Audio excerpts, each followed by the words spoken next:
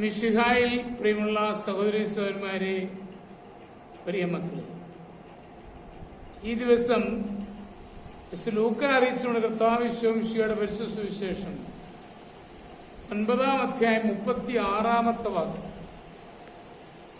Saint Luke's gospel chapter 9 verse 36.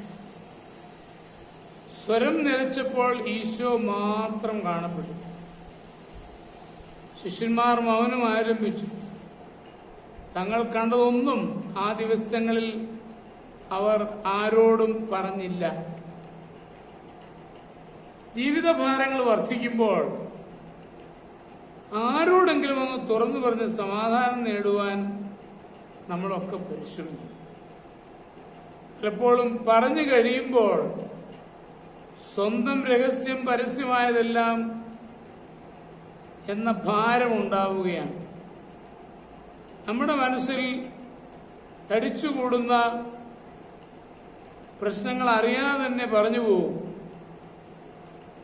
ചിലപ്പോൾ പരമരഹസ്യമായിരിക്കേണ്ട കാര്യങ്ങൾ പോലും സംഭാഷണത്തിന്റെ ഒഴുക്കിൽപ്പെട്ട് പറഞ്ഞു പോകും.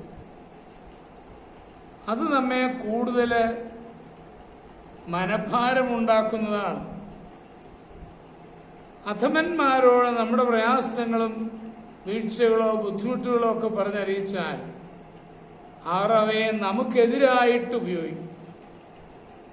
നമ്മെ വില താഴ്ത്തി ചിന്തിക്കുവാനും അവരുടെ നിയന്ത്രണത്തിലാക്കുവാനും കരുക്കളായി പ്രയോഗിക്കും. ചുരുക്കം ചിലർ മാത്രമേ മറ്റുള്ളവരുടെ ഭാരങ്ങൾ മനസ്സിലാക്കി ആവശ്യമായ സഹായ സഹകരണങ്ങൾ തരുവാൻ ഒരുങ്ങുകയുള്ളൂ. അതെ, വേദനയുള്ള പ്രയാസങ്ങളെല്ലാം പറയുവാനായിട്ട് നമുക്ക് പറ്റുന്ന വ്യക്തികളെ കണ്ടെത്തുക അത്ര എളുപ്പമല്ല. ഈശോ ശിഷ്യരോട്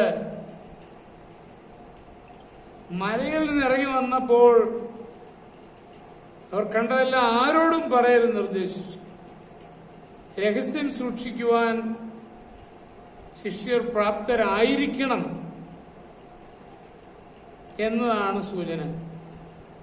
ദൈവത്തെ നമ്മുടെ ജീവിതത്തിലെ സജീവ ഭാവാക്കായി കാണുവാൻ സാധിച്ചാൽ സകല ഭാരവും തുറന്നു പറഞ്ഞ് ആശ്വാസം പ്രാപിക്കും.